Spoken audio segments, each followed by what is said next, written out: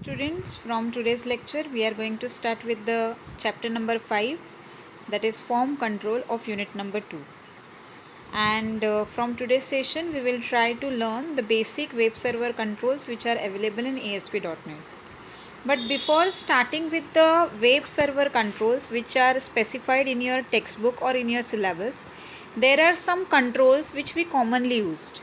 Okay, so you will not be having any theory question on those controls, but still whenever we are doing any practical we are going to use that particular control very frequently.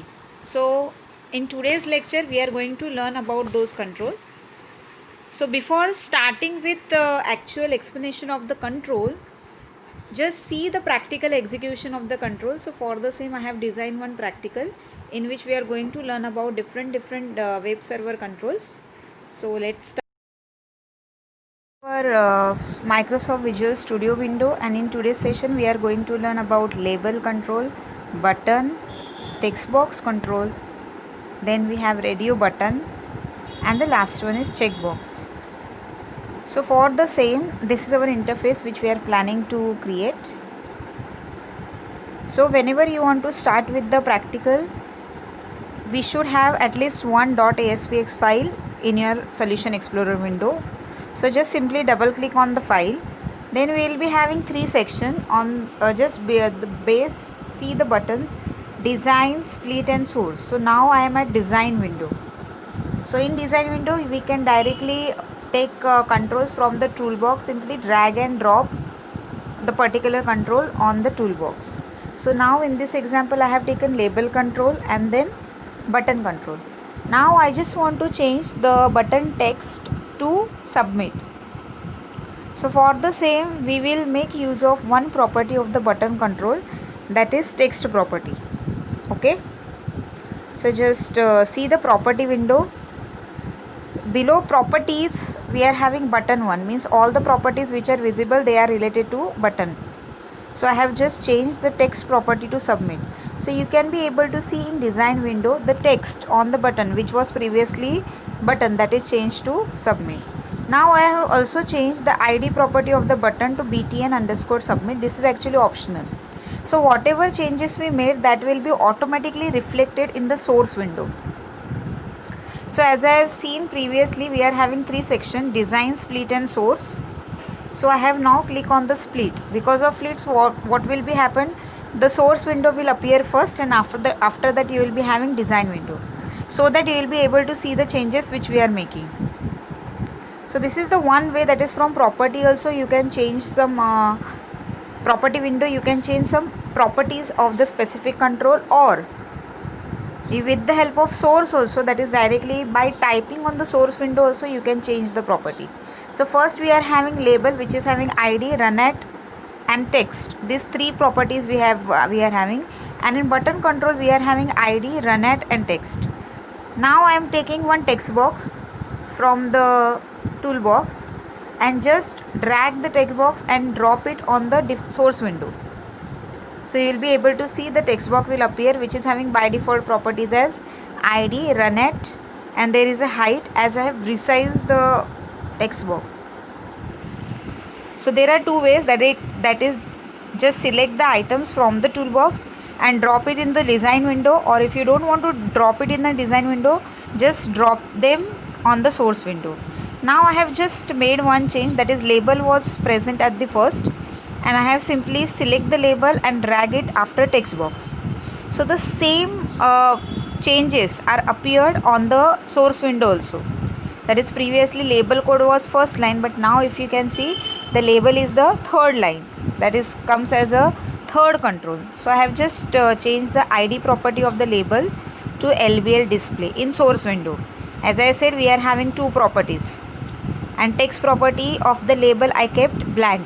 Previously it was label text was appear, but now text equal to double quotes, empty double quotes we are having, means it is blank.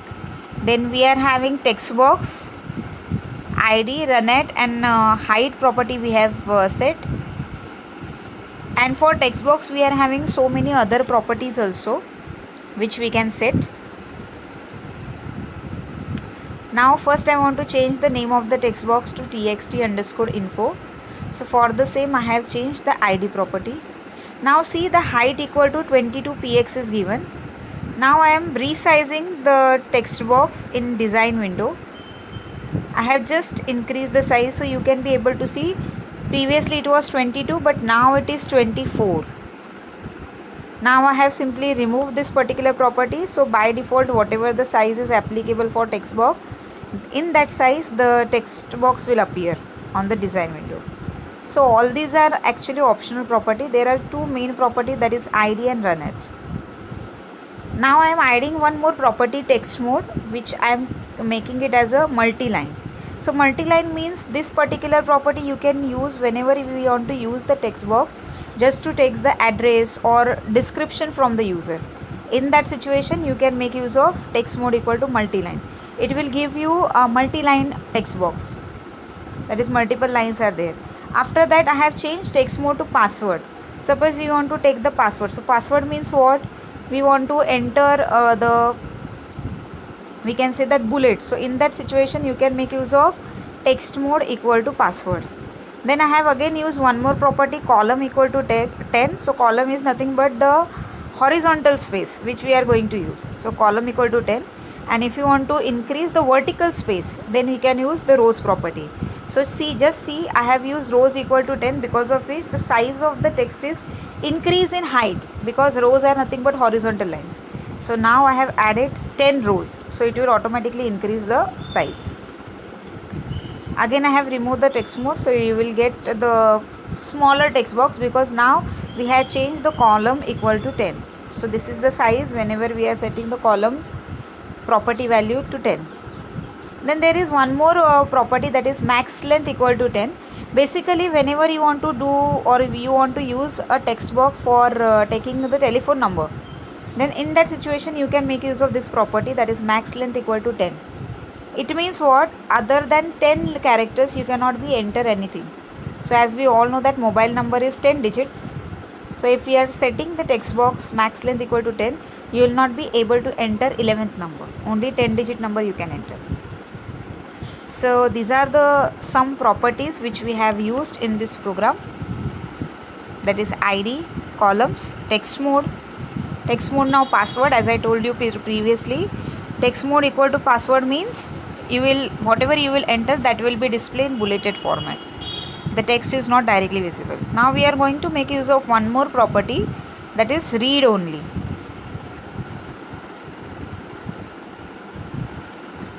I hope this is clear to you, whatever we have done till now. Now we are making use of read only property, and read only equal to true I am setting. So read only means the content of the text box is readable format only, means you cannot be able to enter anything inside the text box.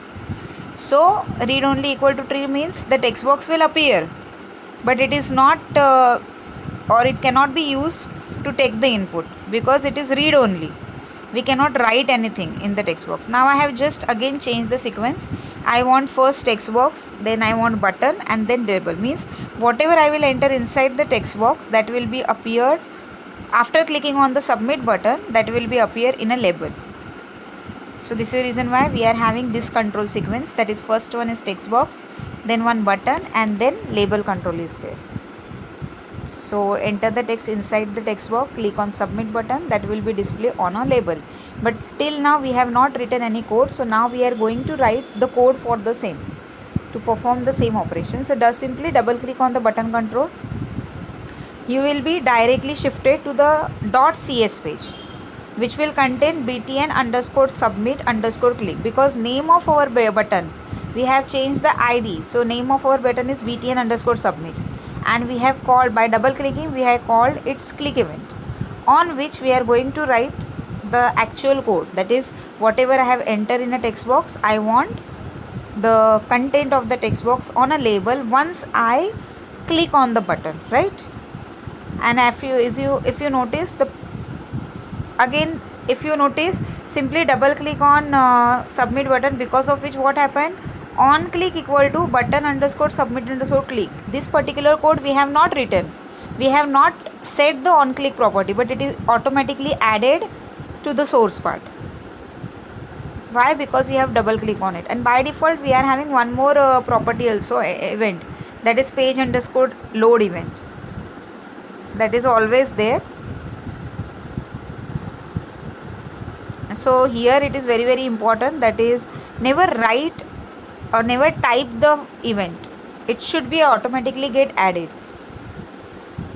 because if we made spelling mistake then particular event will not get called and we will think that there is a error. So it is very very important, just remember that never type the btn underscore, that is never type the name of the event. So on click equal to should be automatically set. So now we are going to perform certain code, that is, as we all know that the name of our text box is txt underscore info. So I have taken one variable text entered which is of string type, and in that variable what I want to store, whatever text I will enter inside the text box, that I want to store inside transfer text enter variable. So for the same I have written this statement, string text enter equal to txt underscore info dot text, and now text entered variable value I want to display on a label. So for the same I am writing this code, lbl underscore display dot text equal to text entered, and then put semicolon. So I hope this code is clear to you. First we have taken the value of text box by writing txt underscore info dot text and store that value inside text enter variable, and then display the text on a label. So now I am simply running the program on Google Chrome. So you will get output as one text box, one button. We will enter.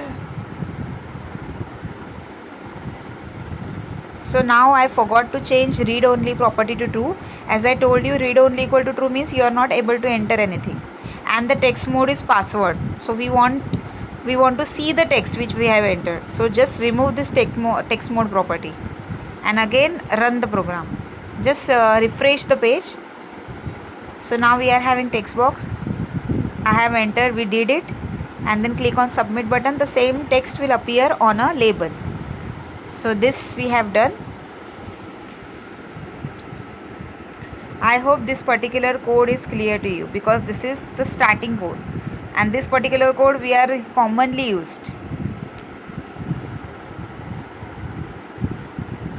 So this line will save the value of the text box in text entered variable, and the second line, that is lbl underscore display dot text, will get the value. So I have just removed the first line, because now we are going to add, or we are going to use one more control. Now I am simply removing the text box, and in place of text box I am going to take checkbox. So this is our checkbox control. Just see the property window, it will be having checkbox 1, and all the properties which are visible, they are related to checkbox control. And the specific code is again added inside the source window also, and by default two properties are there, id and runat.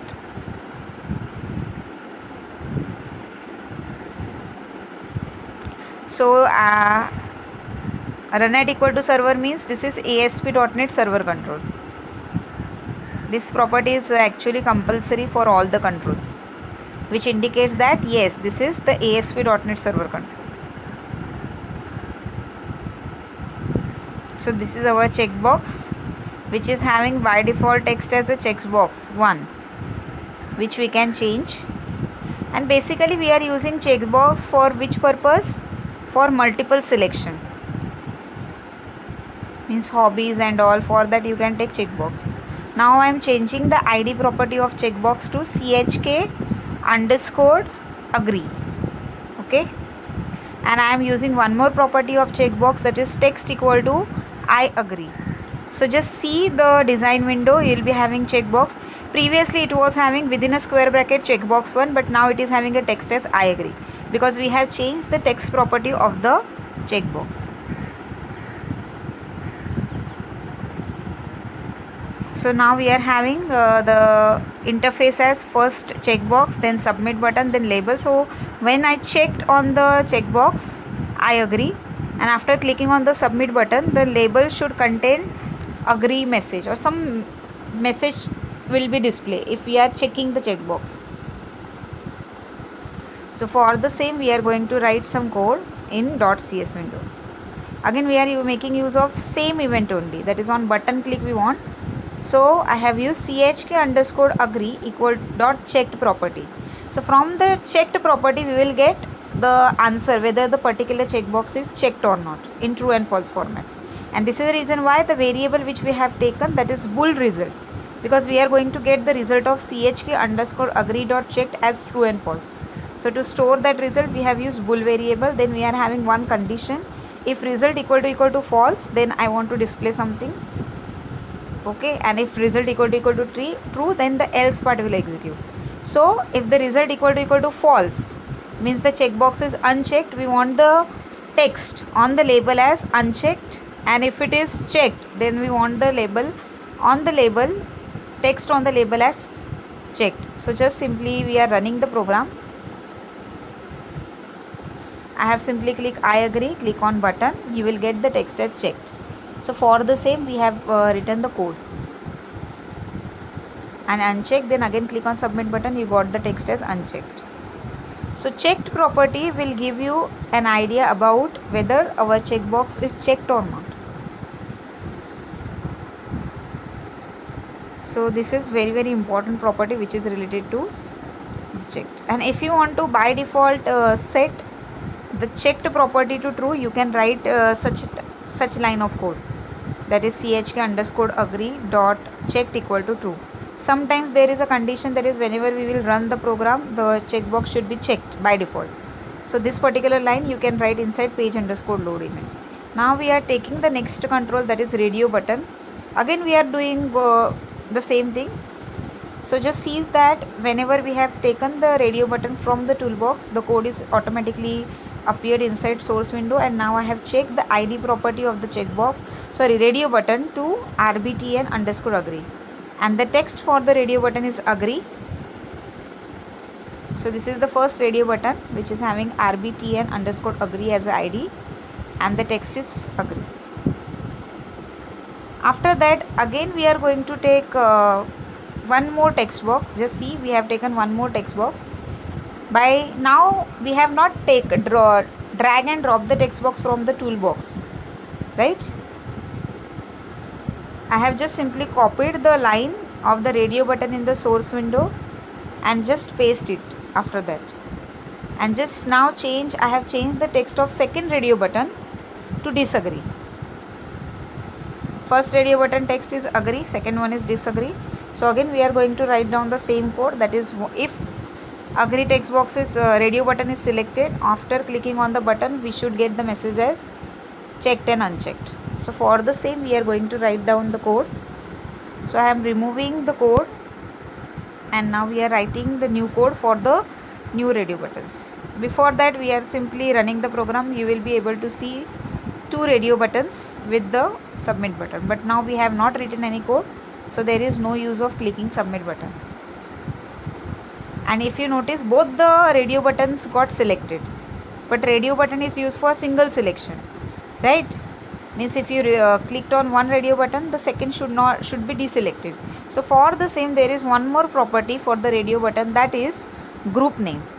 If we are having group name for more than one radio button as same name, that is group name equal to agreement, again for second radio button also we are using the same property, group name equal to agreement.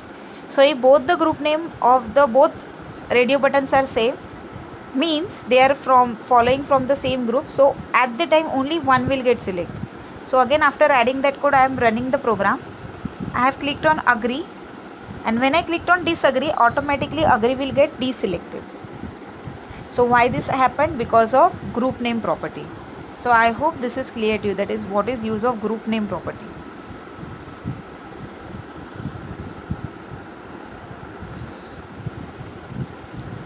As radio button is used for single selection, it is very compulsory for us to write down the group name. So now we are going to write the code on button click event.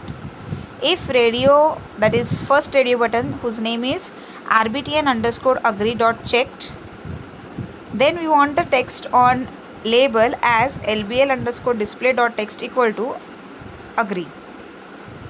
Else we will display else if rbtn underscore agree, not rbtn underscore disagree dot checked, that is second radio button. If we select, then we want the label or the text on the label as disagree. So for the same we are writing this line lbl underscore display dot text equal to disagree.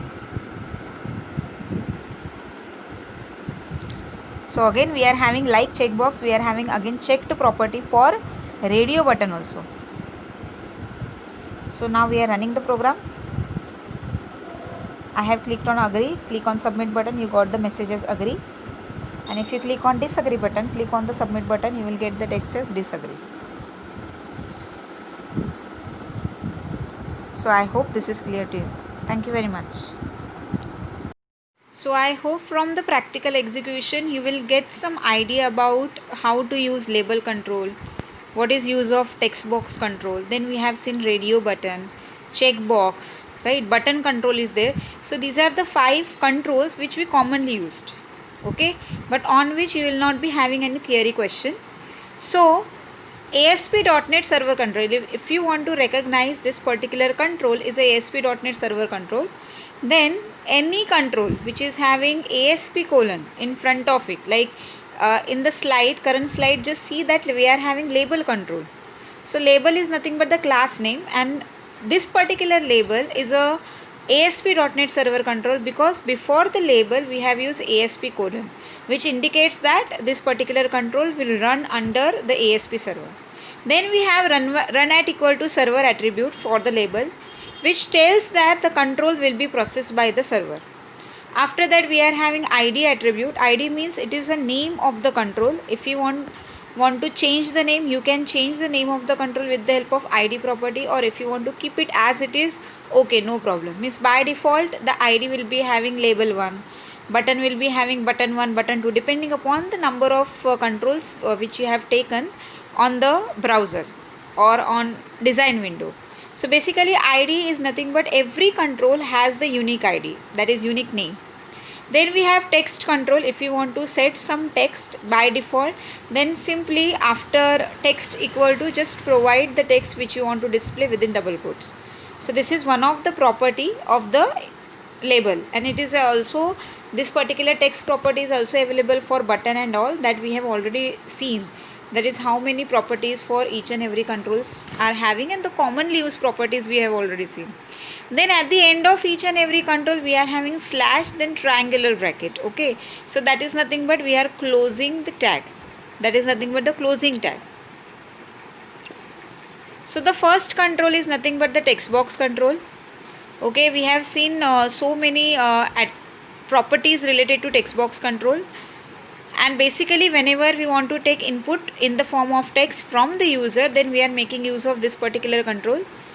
We have seen different properties which are related to the text box control, and the same explanation it is given here. That is, we are having one property, that is text mode. We have set the text mode equal to multi-line, means if you want to take address, okay, so in that situation we can make use of text mode property, and we will set that property to multi-line. If you want to enter or if you want to use a particular text box as a password field, then in that situation you can set the text mode property to password, okay. So like that we are having text mode property, we are having text color, background color, border style, border width, border color related properties. There are so many properties which are related to the text box. Then we have used one more property, read only, max length, okay. So the same thing I have explained here, and also we have used columns and rows. So it is I have already added the explanation about all this property in text box control. Then we have label control. Label is basically used to display a textual information at a specific location in your page. There are so many common properties label is also having text property, and we can resize the size of the label in the way which we want. Then we are having button. So just see the button is having ID run at as a default property. Then if you want to change the text of the button, then we are having text property. And one more property is there which is only associated with the button, or that is nothing but the default event of a button control, that is on click. and on click equal to we just have to specify the which event we want to call when we click on the button. So basically whenever we are double click on the button, then in .cs file one method, that is name of the button underscore click, this particular event will be called in .cs file, in which we are going to write the actual code which we want to perform when we click on the button. So that is button control. Then we are having checkbox. Whenever we want to perform multiple selection, like one person is having many hobbies, so in that situation we are making use of checkbox control. And if you want to have single selection, like if you want to take gender as a input, so gender can be either male, female or transgender, like that we are having option. One person is not going to have both the gender, right? So for that is for single selection, we are making use of radio button control. So these are the controls which we are going to use commonly in our programs, but they are not actually asked as a separate question, theory question in the exam. But as we are going to use them frequently, this is the reason why I have added this particular lecture, because after this lecture whatever controls which we are going to learn, that on that control we will be having separate theory question. But these are control we are using, but there is no description about all such controls which is given in your textbook, and this is the reason why I have added this session. So basically both checkbox and radio button is having a checked property, on the basis of which we can identify whether the checkbox or radio button is checked or unchecked. And also we can display the content, that is text of the checkbox, on button click event. That program we have already seen as an example. So this much is there in today's session. Thank you very much.